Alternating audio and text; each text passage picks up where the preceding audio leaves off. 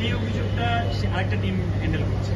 তাদের যে রিপোর্টিংটা সেটা আমি জানতে পারি না। আজকে আমার যে রিপোর্টিংটা ছিল এটা থার্ড ডিভিশন কোয়ালিফাইং এর বিষয়টা কতটুকু স্পষ্ট বা স্বচ্ছ কিনা, যৌক্তিকতা কতটুকু বা এর বৈধতা কেমন, এই ব্যাপারগুলো আমরা বাছাই প্রক্রিয়াতে অনিয়ম ছিল কিনা সেটা দেখলাম। পাশাপাশি বিসিবি যে গঠিত হয়েছে এটা একটা গঠনতন্ত্রের আলোকে পরিচালিত হচ্ছে।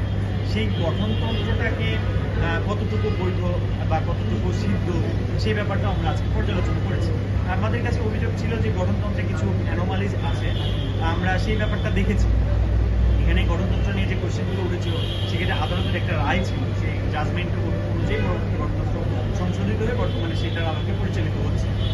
তবে গণতন্ত্রে আমরা পর্যালোচনা বা যাচাইয়ের ক্ষেত্রে যে একটা বিষয় খেয়াল করেছি যে এখানে একটা সুন্দর স্ট্রাকচার্ড এবং অর্গানাইজ একটা প্রতিষ্ঠান হিসেবে তৈরি হওয়ার কথা ছিল বিসিবি, কিন্তু এই জায়গাতে আমরা গ্যাপ পেয়েছি। এখানে সঠিক চাকরি বিধিমালা নেই বা একটা অর্গানাইজেশন হিসেবে স্ট্রাকচার বা সুগঠিত থাকবে সে ব্যাপারটাকে আমরা এখানে গ্যাপ দেখেছি।